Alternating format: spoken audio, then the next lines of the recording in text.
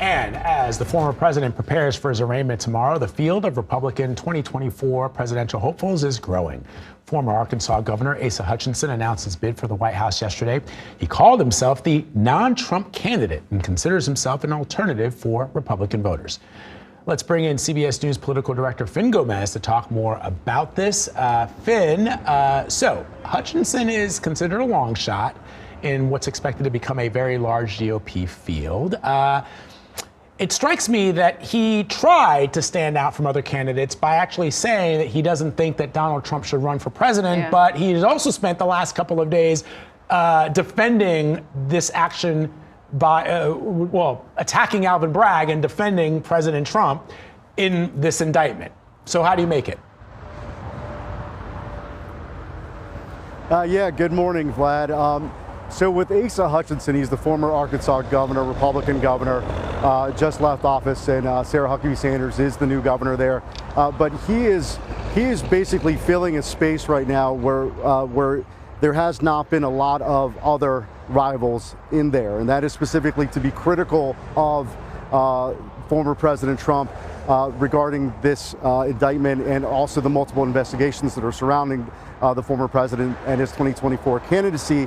And by Hutchinson saying that he should drop out, I think is an interesting and unique criticism because we haven't heard a lot of that. I did speak to Hutchinson a couple weeks ago when he had told the USA Today that similar response, and I asked him just point blank, do you think he should step aside? And he said yes. If he is charged, the president should step aside. And again, if you look at the other three announced candidates and the other potential hopefuls that have not yet launched, that you really haven't heard that. Yes, he has said, he has criticized like the rest of the chorus, if you will, of Republican potential candidates and candidates against the Manhattan DA's investigation and these charges. But at the same time, by being more vociferous, he can sort of create this, hopefully for himself, he believes, create this momentum to get attention for his candidacy. I would add, Vlad, that he has really not registered in most of the national polls or early state voting polls. He has really been far behind the two early frontrunners, of course, Donald Trump and Florida Governor Ron DeSantis, who has yet to announce his candidacy, but is expected to after his legislative session is over in Tallahassee next month. So Asa's not gambling a lot by coming out and suggesting that the president to step away. Somebody who might, though, would be Florida Governor Ron DeSantis. So he has already sort of declared his support, witch hunt, all that sort of stuff. But some of his supporters are saying that they're getting sort of Trump fatigue. And then the news of the indictment is just adding to the fatigue. So how might some of these GOP candidates look to capitalize on the moment, even if they're not willing to openly criticize the former president?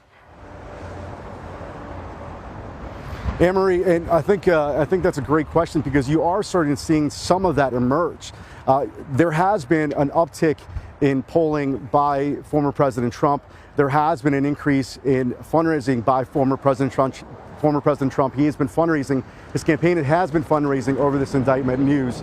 However, when I speak to Republican operatives and strategists from other camps, other rival camps, if you will, that's their hope. They hope that as we continue into this presidential cycle, that there will be more of an appetite for others who aren't Trump. I think Ron DeSantis especially is trying to fit into that space where he's trying to be the torchbearer, if you will, of the Trump era policies, but not with that, criticized baggage, if you will, and with the this negative tension of the indictment, of the multiple investigations, because it's obviously not just this Manhattan DA case, but it's also of course the two special counsel investigations, the DOJ special counsel Jack Smith, and of course Fulton County in Georgia, which is getting a lot more attention. So this could be the first of many.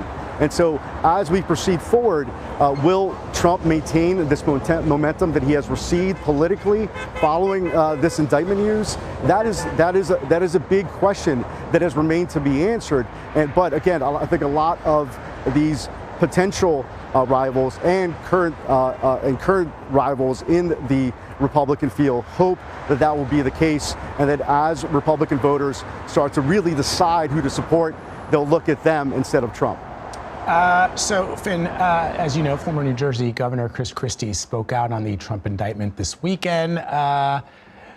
What did he have to say? And the reason I'm sort of like sighing is because I know that this could be a prelude to his announcement that he might run for 2024. The question that I have, Finn, is more sort of macro than micro, which is, are these folks who are intending to run for president and some of those who have announced, are they seeing data that perhaps we are not? Are they doing research on the electorate that goes beyond what we see on social media, where you think that the entire world who is a supporter of President Trump is dismissing anybody else but President Trump? Are they actually seeing in their research a lane to the candidacy, to the nomination, or is this just for show?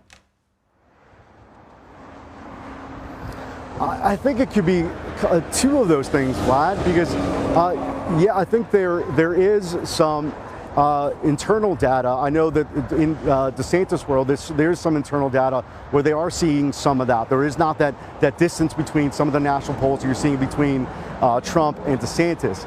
I also think with potential candidates like Chris Christie, the former governor of New Jersey, I think for some of them, it's also based on what they believe is principle. I think they really truly feel that former President Trump becoming the nominee would be bad for the party. And I think that they're in part becoming more adamantly more vocal with their criticism because it's essentially based on principle, because it's the right thing to do, essentially, in their opinion. And so as this continues, I do believe, Vlad, that there will be more criticism towards Donald Trump as the emerging field tries to make claim that they are the ones that voters should decide to be the nominee. But it's a long way to go before the first early voting contest.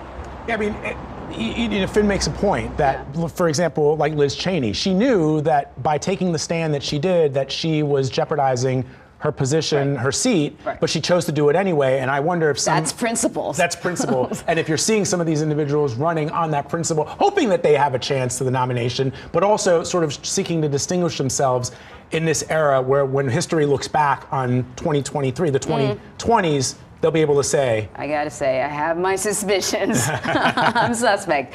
Finn, thank you very much.